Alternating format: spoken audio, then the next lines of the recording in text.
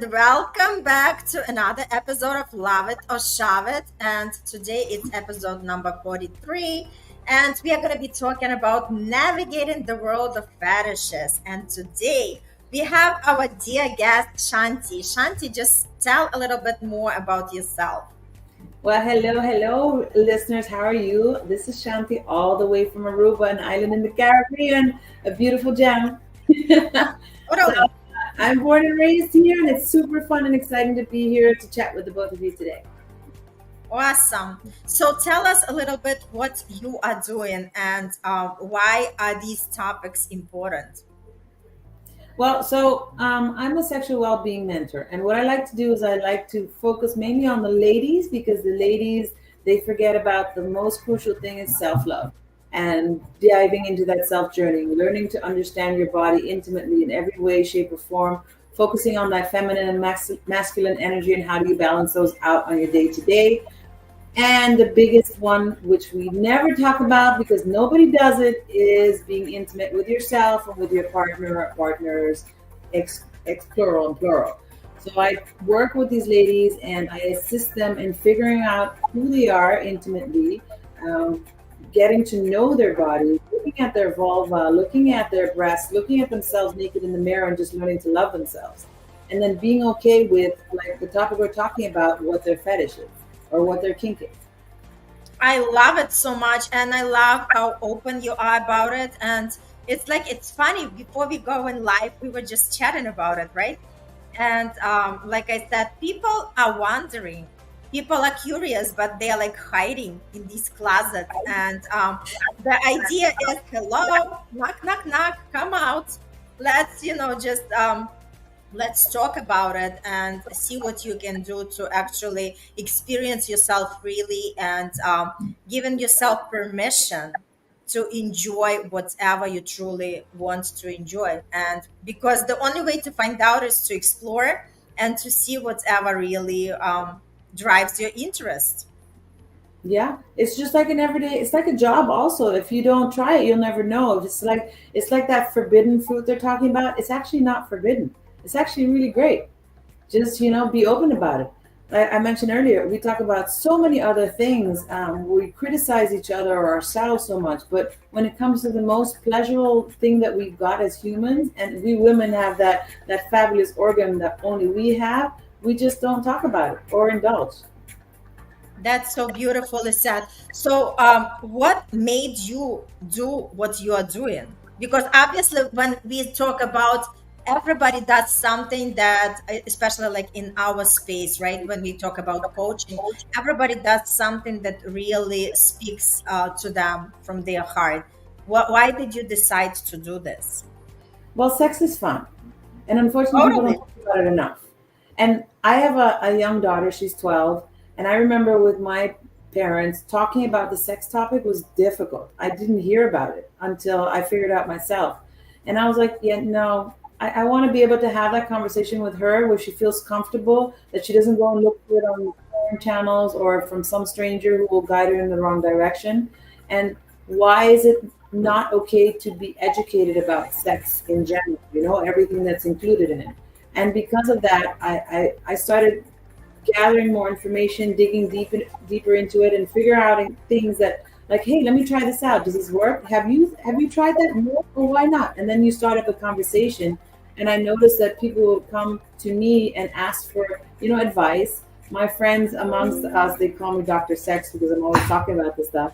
And I'm like, it's great, but the more you know, the better you can pleasure your partner, the better you can pleasure yourself. If you understand where you're coming from, you're able to say no and why you say no, or not be like, how many times have you slept with somebody and you're like, yeah, no, you gotta go to the left, move over. No, I don't know what you're doing. What the hell are you doing? But you don't say anything. You just sit there and like, oh yeah, it was great, thank you, bye, and you feel miserable.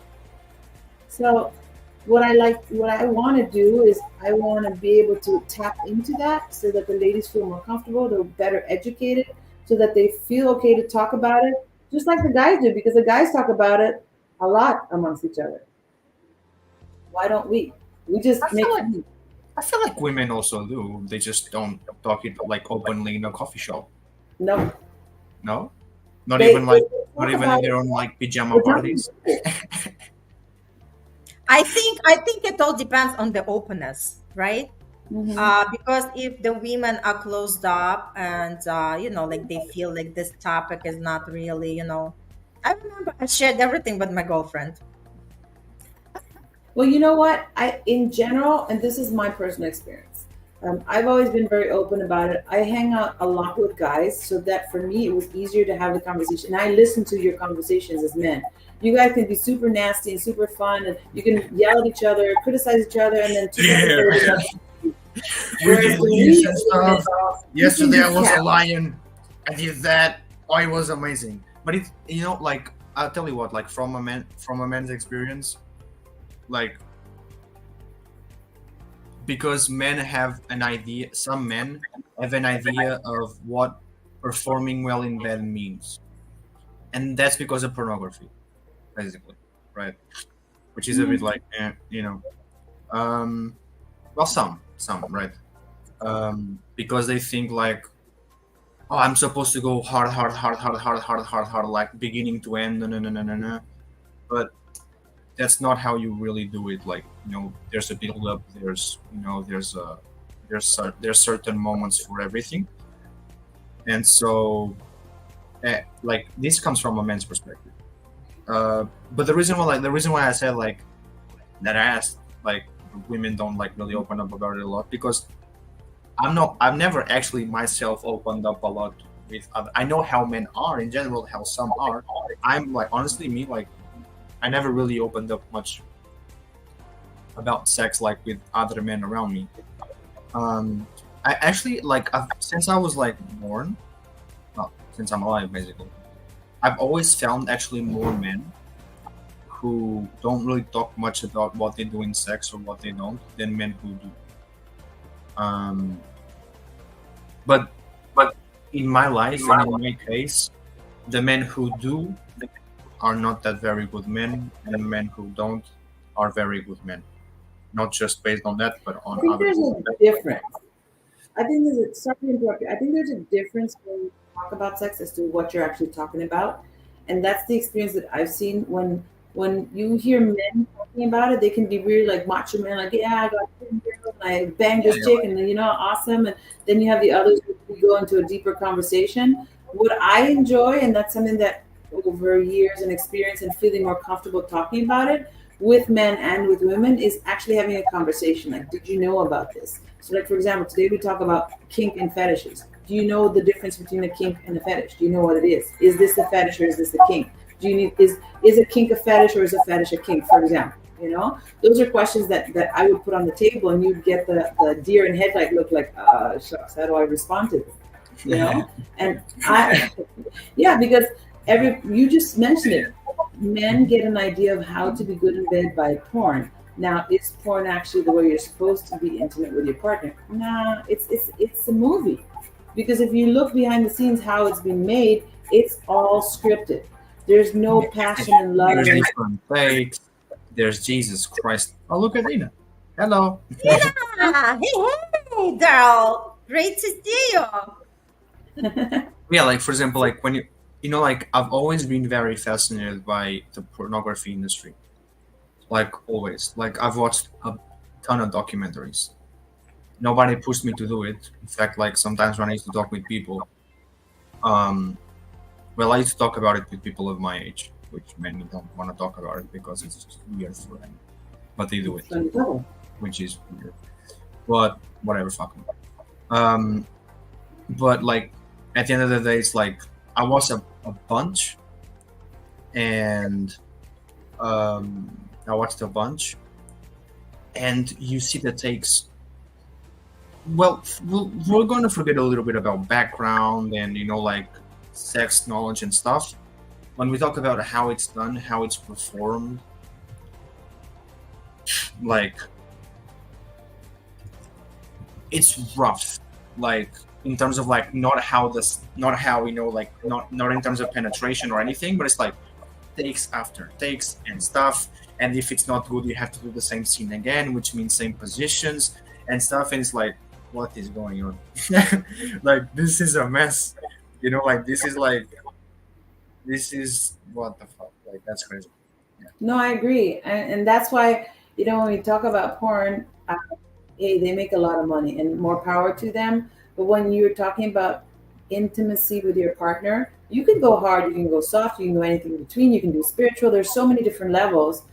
But when we're young, it's more like, okay, let's go through the virginity portion and let's get it over with. And I just want to bang everything out as much as I can. But nobody really invests time into like, what do I actually like? Or is this person a good connection? Do I want that energy in my? We don't talk about that stuff. I mean, at my age now, I've gone deeper into it and I get it. But back then, I had no clue. I look at my daughter now and I talk about these things, and she looks at me like, girl, you're out of your mind. But I know that there's something sticking in her mind that later down the line, when she chooses a partner, she'll be conscious of that. And that's what I want to do. I want people to actually enjoy it. Because how many couples, and then I'll talk about the ladies, have been with the partner and they do the missionary position, or it's a 3-minute sex spot, and then they don't come, and he's like, oh wow, great, you're wonderful, wow, and that's it. No, did you ever tap into going deeper and figuring out what you like or don't like? You grow together, and you get the chance to sit and talk to each other, like, I really don't like when you rub my clit that way, or I don't like when you stick that finger up my butt, or it's better when you rub my perineum. I mean, there's talk about it. Did you know that there's an orgasm that you get when you penetrate me deeper? And those kind of things they don't really talk about. It's more like, yeah, you were great tonight. It was wonderful. Huh? What do you like? You don't like? Well, I have a headache. Just give me some lingerie. Like, have a conversation. You can get aroused about it, or you cannot. But if you actually open up and you figure out what you like, then you can pleasure your partner. Like, this is a news flash. For me, it was like an aha moment. For you to enjoy sex with your partner, you have to enjoy it yourself. Giving a blowjob to a guy is not about his pleasure. It's about your pleasure. If you're enjoying it, he's going to definitely enjoy it. But does anybody tell you that? Not really. They say you got to move this way, you got to twist your arm, you got to flip your tongue, etc., etc. But they don't talk about you have to actually enjoy what you're doing. And this is so important, Chanti, because I think nowadays more and more people have to tune in and really search for the help of the professionals, because obviously this is like, like this is the topic that doesn't exist. People are watching movies, people are watching porn, but nobody really talks about it much, right? Like in the educated sense of it, right? So the idea is like when you talk about being open and being able to communicate your message, it goes back again, like people do not even know how to communicate on the regular topics, just, let alone to be able to communicate in bed. So this is Yeah. part of the issue that people have to like really recognize and I start agree. paying attention, right? So it's Mhm. not that And somebody having yeah, sorry, it's like I I get said, excited. Oh my yes, gosh. it's not like anybody can't be better, right? Like we always talk about self growth, we always talk about self development. Same thing applies to sex, to anything in our life, right? So everything goes hand in hand. So if like people are together and they say, "Oh, we love each other," we have great sex. Listen, it could be great, but it could be even greater, right? So Yep. And there is it's okay to always say, no, I didn't enjoy it. That's yes, also a big issue. totally. Like We in general tend to give our men pleasure. And then now what is being taught to the men in general, and correct me if I'm wrong, is for you to have pleasure, you need to make sure that your lady has had pleasure first. And then you can do whatever you would like. But the thought process for the longest time has been, I need to get off. It's like it was 45 seconds of fun, and then we're like, I just came to the wrong address, because that 45 seconds of fun was only you yourself do, So yeah, I don't want to be a Debbie Downer, because everybody goes through the process, everybody needs to learn, But the fact that there's mentors, there's coaches, there's people that are there to help you along the way, because I get it. It's not always easy to have the conversation, and then maybe it's nice to have somebody to assist you, to guide you in the right direction, so that you can see things that you probably would have never even looked for yourself. Mhm. Yes, I totally agree. So Chanti, let's dive in. I don't know what is the difference between kink and fetish. So I'll Enlighten ask us, you first. educate I'll us. ask you first. What do you think is kink and what do you think is a fetish? Are they the same? Are they different? Do you need the one for the other? What do you think? To me, it's like I would say they're interchangeable. Okay. And what Well, about you? for me, a bit the difference between a kink and a fetish. I think like a fetish is something that's already established. It's like a fetish is almost like a sexual habit that you have, and the kink is something that like kind of turns you on, and then like it just like kind of goes away. It's not something that's serious as a fetish, you know. Well, that's a good way of explaining it. A fetish is something you need to it needs to get turned on, and a kink is something that just turns you on. So it's Mm. like, oh, that guy when he speaks to my ears, and oh, that's like a kink, like that's a turn on. But a fetish is like a role play or something that's more like a physical added to it. And there's so many different type of fetishes, and nothing is not okay or okay. Everything is fine, good to go. You have fetishes from people who think latex is something that's their fetish. They need to be completely dressed in fetish. They need that so that they can get turned on. A kink is a moment, like you say, it's a moment, and it's like that sex talk that you have, or that guy who has the V in his pants that you're like, okay, that's my kind of kink. Those kind of things are nice. Or for the guys, a big butt, that's kind of their thing, or feet is their thing. Fetishes are definitely like, you have role play, they are from very soft to very hard. But when we talk about fetishes, it's also important to know the rules when it comes to fetishes, because sometimes say, oh, this is my fetish, I love latex, I love high heels, or I like the collar, or I like the exhibitionism or voyeurism. So there's so many different types of fetishes. I wrote them down, the ABCs of kinks, so you have an idea, and then a few fetishes.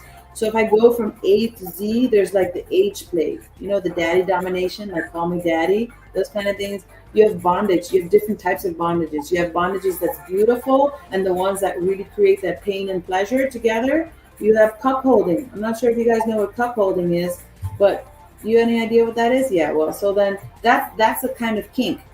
Um, Dominance is another one. Both men and women like dominance. You can have dominance in the bedroom, but you can have dominance on the floor as well.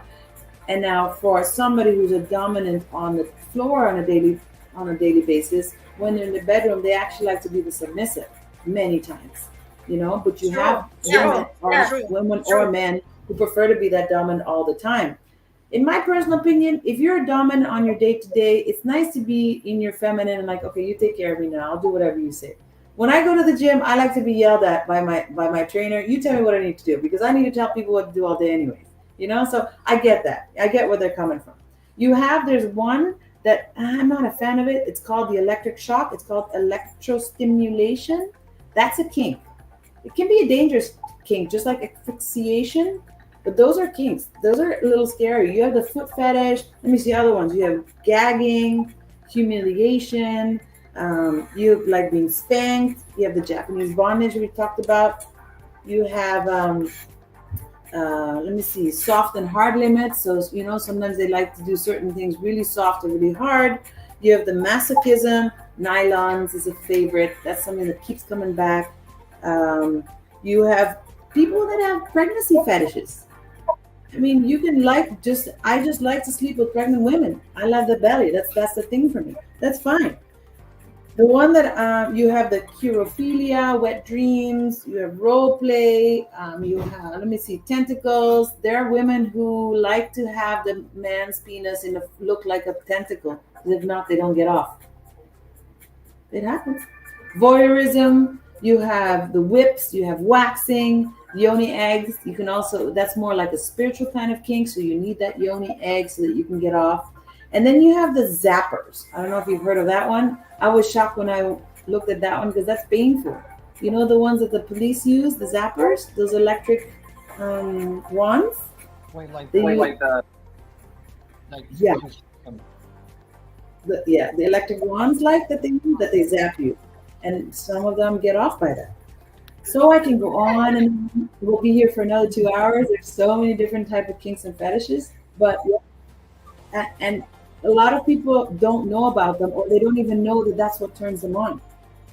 I talk about role play. Role play is the fun. That's not what everybody knows about. We talk about that fireman who comes and helps you because you're a helpless lady, or you have the robber that comes into your house and robs you and abuses you. You have somebody, the banker, or you have the schoolgirl. I mean, I can mention a few. I'm sure we've all done one or two in our lifetime. And they're always fun, but that takes you outside of your day to day, outside of the box, and gives you that opportunity to, just be somebody else. Because that's also one thing when it comes to sex. We're afraid to show our true self or release and truly enjoy with that person because we always have to be calm, cool, and calculated. Whereas to sex, oh, it's messy. It's not going to be clean ever.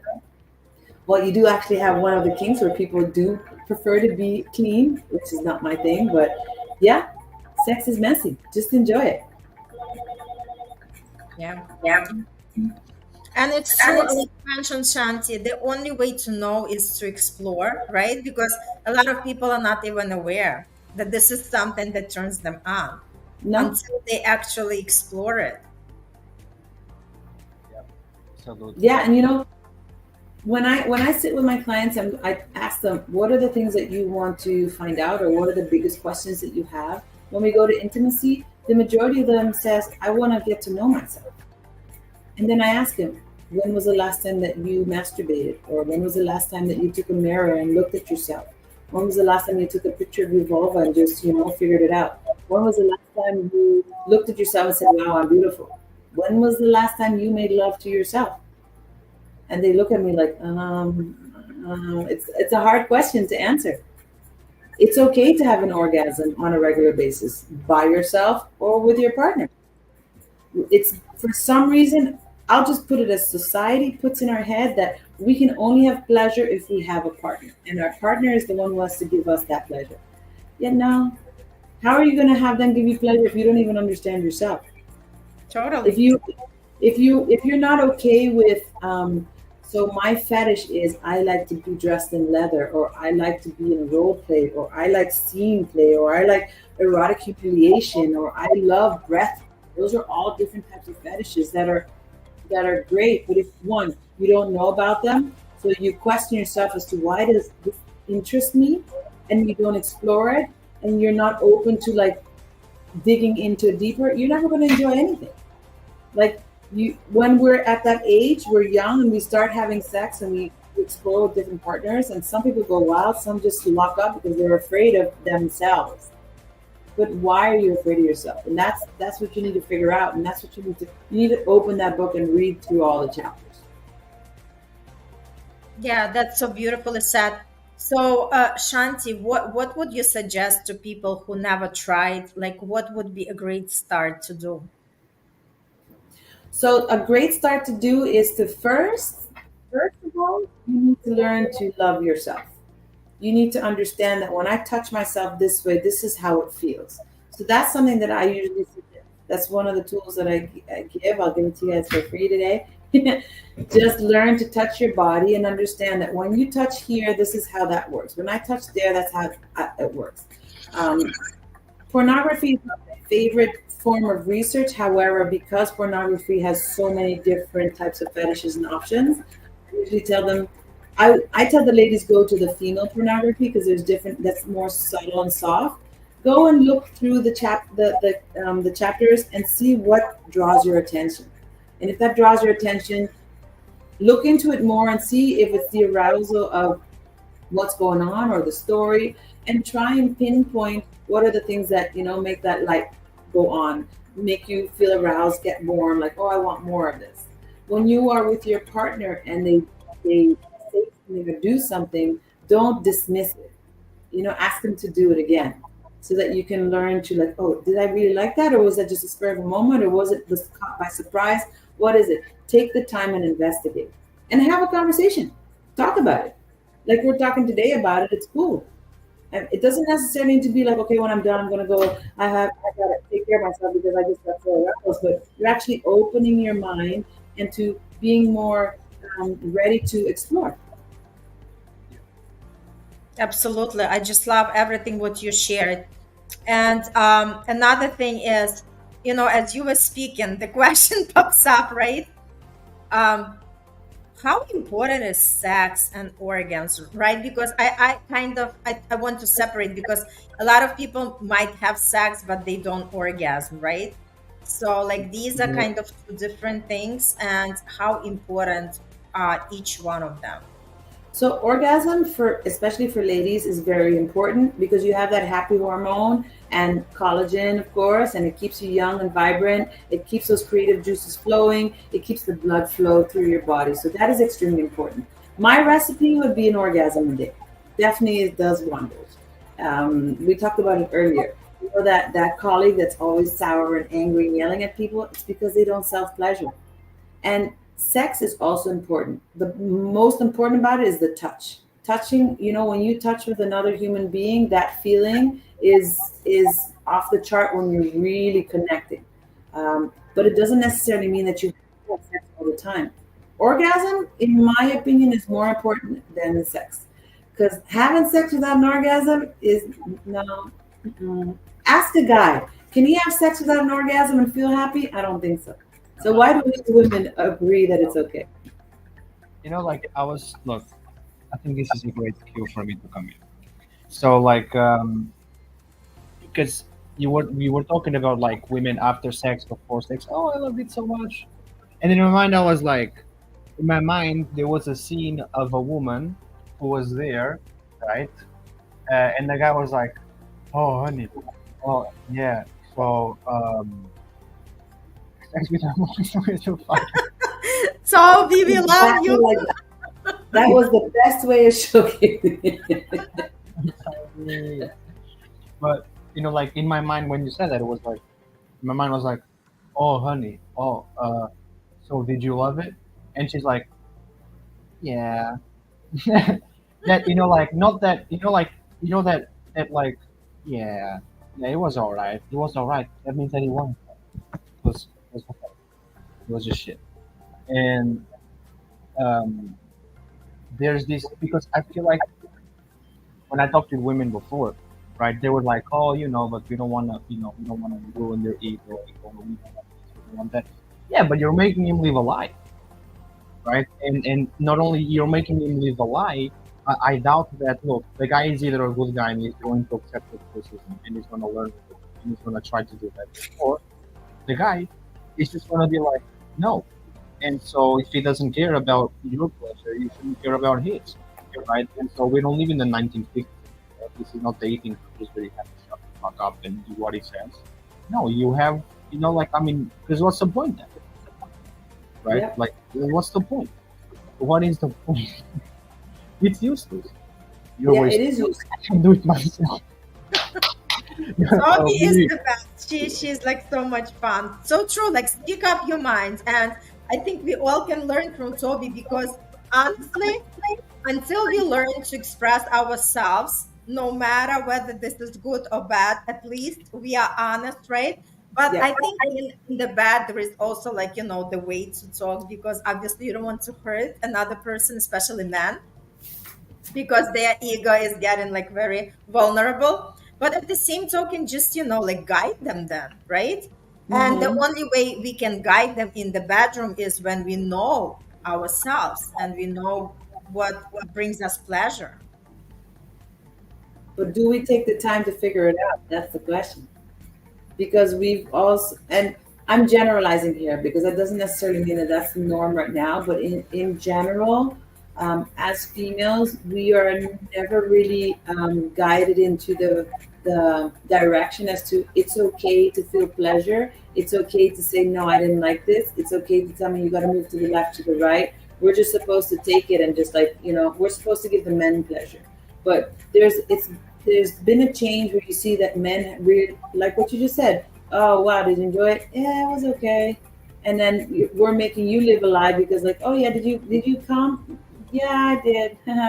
Whereas to now, men are like, but hold on a second. For me to actually have fun, I need to make sure that she was taken care of, so then I will have more fun. Because the reality is, if she is turned on because of what you did to her, she will make your wildest dream come true because she's like, oh yeah, let's bring it on. Let's do this. get it on, But if it's like a mediocre kind of, then we'll do the 2 minute and let's go on. I got to go do the groceries and I got to go pick up the kids. Right? Exactly. We But have exactly 10 minutes. it's even in the tone. Like, yeah, I think we spoke about this before in the talk show, in some other whatever, you know. And we were talking, and I remember saying, like, there's a difference between a woman wanting to have sex with you and a woman feeling the need to. Yeah. And you don't feeling the need to. That's almost like slavery. Like that's like there's no point. That's a very sad place to be in a relationship. Sad, right? If you think about it, Very, very it's miserable. really sad. But if you thought, like, most probably the generation now is a lot more in tune with themselves, so they're more verbal, so they're more willing to talk about things. But my generation and older than me, you didn't talk about marital problems. You didn't talk about sex in general. You got together, had kids, did the family, and just took whatever came your way. Divorce is now through the roof, but I'm not a fan of divorce. I mean, if it really doesn't work out, great. But I do think that a lot of reason why divorce happens is because there's no communication, and that's the biggest issue, communication. Yes. Because people don't put the effort to just understand each other. Yep. Because people get into marriage and they're like, oh, okay, it's fine. I've done everything I needed to get into marriage. Society will fucking love me now. And according to society's parameters and definitions, I'm a part of them and I'm having a good life. You don't even fucking know what a good life is. You don't even know the person you're sleeping next to. You And didn't even so take- it's like, of course you're going to divorce. Because if you think life is giving your absolute best to love somebody for years, get married, and then it's fine, I'm married now, so I don't have to put half the effort that I did before, which is what a lot of people think is like, oh, shoot me in the head and kill me right now. Like that's it. But like you say, that's what a lot of people think. I'm married now. I don't have to be kinky anymore. yeah, like, that doesn't make any sense. It's Oh, like, I'm a mother now, so you can't beat the crap out of me because I'm a mom now. Like, no, I'm still that nasty little girl I was when we were dating. Yeah, it's like, for example, like a lot of marriages, a lot of people in a marriage, sometimes they make fun about this and stuff. They're like, your mom used to do this a lot, or your dad used to do that a lot. Why don't you do it anymore then? yep. Because And it's very- as people grow, their tastes change. So your kinks and or your fetishes changes. Some people stay stuck and there's one certain thing that's their thing. But as you grow older and you gain more experience in life, you change, and that's okay. Maybe you were all like, I'm all into it's just me and you, and then down the line, like, you know what? It'd be nice if we bring somebody else into the party, or shall we do toys, or shall we go on a trip? Shall we go to a naked beach or something and do something that's different? We never did that before. Wait a minute. You want that now? I don't know you that way. Well, yeah, I just grew up. I'm not as naive as I used to be. But Yeah. what's funny is that, like, I feel like men and women, I feel like women who truly, because I feel like people fall in love with the idea of what that person can be when a person reaches that ultimate potential, right? Potential. Yep. But that ultimate potential is the idea of the ultimate potential for that person. Maybe that's not the ultimate, but the idea of ultimate potential that the person actually has, right? Right. And so that is all right. That means that you believe in the person, but honey, remember that you're falling in love with nothing because Yeah. that person doesn't exist, right? And so you have to take in for what the person is now, accept that, and accept that no matter what, you're gonna love the person. And the day that you're not ready for that anymore, you know where the door is, right? Yep. And so a lot of people nowadays, they're not really capable of overcoming. Are my headphones okay? They are like in and out. In and out. Okay. And so I just feel that, like, I just feel that people have to love each other for what they are now and believe that each other can become better in the process. In the moment one Yeah. does not feel okay with it, And respect the fact that you keep growing and keep changing, and that's okay. And explore together. And if you don't have a partner, it's also good to explore by yourself. Absolutely. Totally right. I totally agree. Totally agree. You know what's, and I'm going to ask your opinion from a guy. So, what I hear from my lady friends is, I like to be dirty and nasty when it comes to being in the bedroom. So it's a lady on the street and nasty in the bedroom. A lot of men enjoy that. What I don't understand is why does it change when there's love involved from a male's point of view? Because that's what I get from the ladies. Like, yeah, we started dating. It was so much fun, and we were like little bunnies all the time. And then he was treating me so great. And now we're 3, 4, 5 years later, and now he doesn't want to touch me or doesn't want to do the craziest, nasty stuff we used to do together because now I'm his girlfriend or his wife. Why do you guys do that? Well, I mean, I don't have universal opinion, but I believe men get bored. Say that again, Yeah, sorry. men get bored. Men get bored. They don't realize that women also get bored. We also get bored, honey. Even You know, like I even feel more like than men. yeah, I feel like men get bored, but because of the ideals that people were brought up with, it's much more acceptable that men are bored and they can put their voice out and say whatever they want than women can, because of what their mothers and their fathers showed in between them, what they looked at their parents doing. That's ultimately what a lot of people will do, unaware that that is why they do it, is because their parents, right? And so the idea that like a lot of like in my this is my personal opinion, the idea that like a lot of men and women, even the definition of it's not boredom that does what Yeah, is. I totally agree. It's not the boredom. Mm. I mean, yes, we have to experiment regardless, right? Yeah, Because even whatever they were doing, Shanti, going back, whatever they were doing a couple of years ago, and now, it doesn't matter married or not, if they, like not exploring other possibilities, of course, that's yes, how but it is. yeah, but that's the thing, right? Like people do get bored of not experiencing other possibilities, and have always carried that idea of like being possessive, Yeah. especially when life gets bored, right? Because like there's always that primal behavior. Like if you think about it, time this is the only time on the universe, on the history of planet, right, where there's no kings conquering other people. I mean, even 50 years ago, there were colonies. The colonies came out of somewhere, right? Men, men ourselves, we always had that idea of conquer, dominating, conquer, go and discover and own and this and that. And obviously, that came with a lot of cruelty and stuff, but that's another story. But all that DNA is within us, right? And so when we feel the need to have something different, that means going somewhere else and to find and look for it. Men do it the same thing, they do it in different ways, sometimes for different reasons, right? But the triggers are different.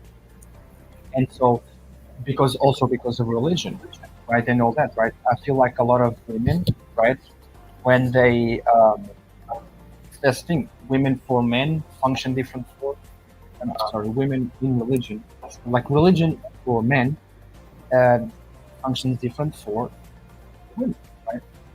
And so all that has an effect. Like all that,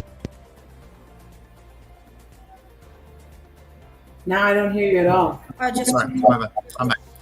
problem. You are? Yes, it's much And better. so all that has an effect. Religion, the way people were raised and brought up, right? All has a big effect on women and men. And so men and women do get bored.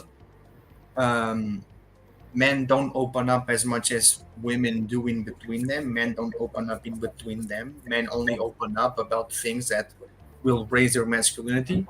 Women don't have much problems like that. That's why a lot of men will, like we talked in the beginning, right?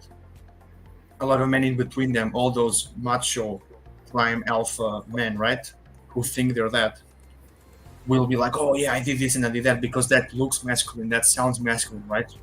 Being the line in bed, whatever, right? That's why they'll say it.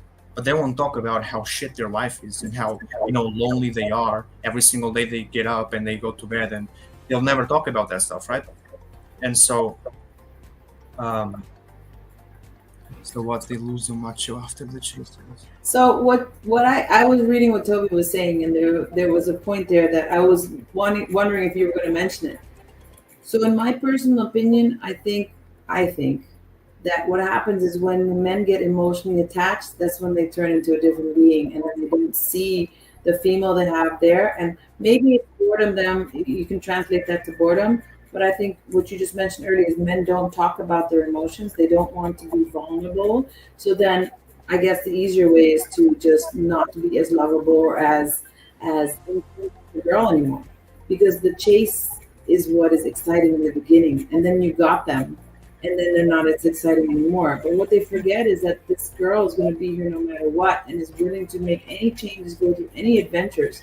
And if they would be a little more open about it and more vulnerable, that it could blow their mind in ways they would never understand.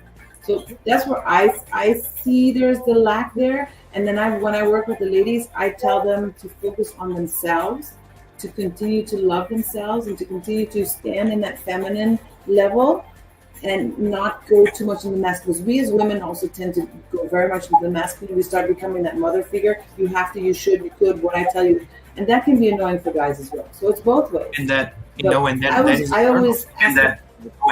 that is a big turn off, Chanti, because like a lot of men, the reason why they don't open up is because, look, like men are driven by respect, by power, right? But let's face it, only 2% of men are powerful and have money. The rest are all working low-paying jobs. And are they married? Not married, sexless, powerless, zero influence. Nobody listens to them. They're broke as shit. They can't go anywhere, right? That's life for a lot of men. And so when a lot of women sometimes talk about like, oh, all men this, no, honey, relax. You're talking about the 2% of men who actually have it all figured, right?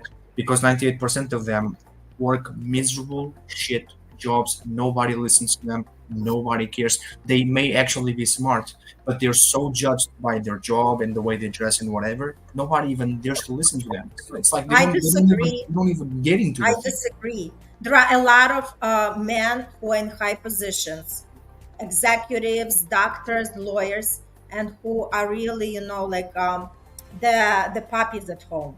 It has nothing to do with the status. Absolutely not. I don't agree. I'm not talking about status. I mean, status does Yeah, come. but you mentioned status does come. Like status does you come. said that into they the have shitty conversation, jobs. sure, No, but, you just like status does generalize come it. into the convo, Irina. Sure, like status does come into the convo, Irina. Sure, but No, okay, it's cool. just But you generalize, and there are a lot of men who are making great living. They are actually the providers in the house, but they still, sure, cool. But it's not like it's only like a small share of them. You live in America. You live in New York. Of course, you know a lot of them. But if you go to Morocco, if you go to a second, third world country, you think there's more? You think there's more first world countries in the world than second or third? No, you're out of your mind. No, but listen, you cannot generalize like that. We don't have that statistics, so we are just like it's all about making assumption, because third world doesn't represent the majority of the population. I know it So doesn't. I don't agree. But the world is not just of third world countries. The world is third world, second, and first. But there's more third and second world countries than first, right? And so there's a lot of men there, and they're not educated.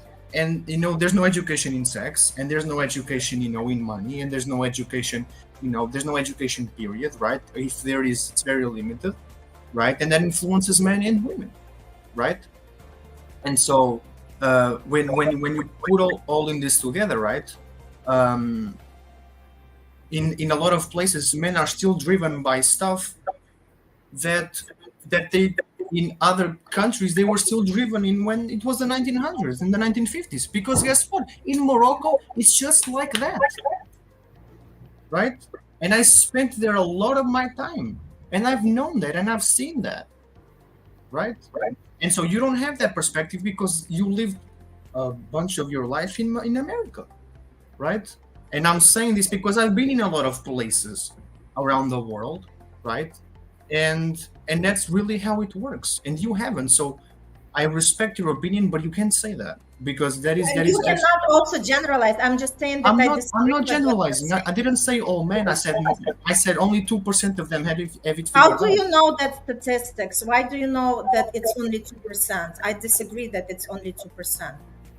Yeah, but you're talking about your life experience. You're talking about where you live. You're talking about the country you live, the city you live, right? You're not talking about the entire world because you don't know the entire world. You haven't been to Africa. You haven't been to Europe that much. You've been Yeah, in but we are not America. You talking come about from the world. Ukraine, We sure. are just talking from our personal experiences and what we can, we cannot speak for others. We just can't I'm speak not for talking for our others. I'm talking about how the world is. And I'm talking about if we're talking about personal experience, then that's it, right? I'm talking about exactly how the world is in Africa and how the world is in Europe and how the world is in America. And you're talking about how America is because that's where you spent the majority of your life, right? And there's nothing wrong with that. I'm not judging you or criticizing you. I'm just telling you that, like, in the majority of all these countries, right, where education is not so heavily invested in, and sex is still like this big thing where like people have to hide to have sex, which is completely delusion, right? It's delusion, right? I mean, if I'm in Morocco and I'm having sex with somebody, right? You think people are that's illegal. You can't have sex in Morocco before marriage. That's illegal. They're gonna call you up and they're gonna be like, oh, my neighbor is having sex. This that. Like, who gives a shit? In America, they don't care. People Okay. ignore. Can we wrap it up going back to kink and fetish? This is the Yeah, topic sure. that we Of actually course. wanted to talk about. Yeah, of course, of course. Shanti, tell us more about this topic because, like I said, we all want to be educated and enlightened. So when we talk about kink, like we talked about it earlier. Like you asked me, like how and what I would suggest to people. The first thing is again learning how to love yourself. Look in the mirror and figure out what it is that you like, and not being ashamed about it. When you wear shorts with your pretty legs, don't be ashamed about wearing those shorts. When you put a little lipstick on or you don't, it's okay. When you see another girl or another guy walking down the street and you tell them, hey, you look really nice and handsome, don't be afraid about it. I think that's the first step as to being okay with the other person. And if you can have an open conversation, then you can continue figuring out what are the things that I like. When we talk about different kinks, it's like maybe when you go into the store and you touch certain fabrics, that then you get that little tingle. Or when you take a drink and when you have that first glass or that first sip and you feel the warmth going down and how it reacts to your body. I think it's definitely focusing on those sensors in your body to understand as to, oh, these are the things that my body reacts to. And once you understand that about yourself, then you can continue to go in more depth and figure out what is that excites you. Like me, for example, I love the deep voice. The deep voice of a man that's just something that there's an effect in my body that I just react to. And I'm okay with sharing that. A lot of people are not even okay with sharing what their fetish or their kink is. Like some people love to have the sexting on the phone and they can go hours and hours with it, or they go to the beach. And then I remember when I lived in Holland for many years and I came back to Aruba to live and continue my life, and I've seen dressed up people for a long time. And when I got back to Aruba, the first thing that just blew my mind was all these naked people. They're walking around in shorts and in bathing suits, and for me it was like, wow, it was such a turn on to see the skin of somebody else, or the tan line, those kind of things. Like we're having this conversation now and talking about the kinks and the fetishes. I would ask you, what is your kink? What turns you on? Would you be okay with sharing that information and just, talking about it openly? That is the first topic of conversation. Because I can come and I'll gladly come to all your shows and give a lot of information, but then I turn the question to you. What is your kink? Why do you like that? What is it about that turns you on? Would you share? I'm curious. Why you ask? I'm asking you. Well, my kink is, I would say, role playing. And I'm actually very open. Like, I would go in any kind of experience and see if this is for me. So That's nice. And you would have a conversation, right? I love role playing. I love to, like be on the both sides, like on the dominant and on the submissive side. And like I said, I honestly, I did, like, I don't think so that I would enjoy like electrifying, whatever. It was like, this is the extreme, right? Not like going into that pain, but something maybe mild.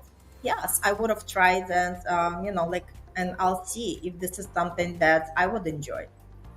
But definitely, I'm that type that I would, like, I'm totally open for the experience. Cool. And do you care to share what your kink is? Yeah, Or sure. do you have a fetish? Absolutely. I don't give a fuck. Um, I love to touch. I'm a very touchy person. Like I'm very good at putting news to my members. Like I'm very touchy. I just like to touch anything, legs, ass, And it's, face, shoulders, hair. I think Right, sorry? I thank you guys for sharing it, because that is where we start the conversation. That's where we show other people that it's okay to have that conversation, and it's okay to talk about what you like or don't like to random strangers, for example. So if it's okay to talk to random strangers, it's also okay to talk to your partner about, yeah, this is what I like and this is what I don't like. When I was doing my research on Tinder, and there was this guy, it was hilarious. So he comes to me and he tells me, you know what? I like to dress up in lingerie and I want you to humiliate me. And I was like, oh, okay, great. That's not really my thing. He's like, I don't care what's your thing, but I really want you to do that to me. That was my first experience on Tinder.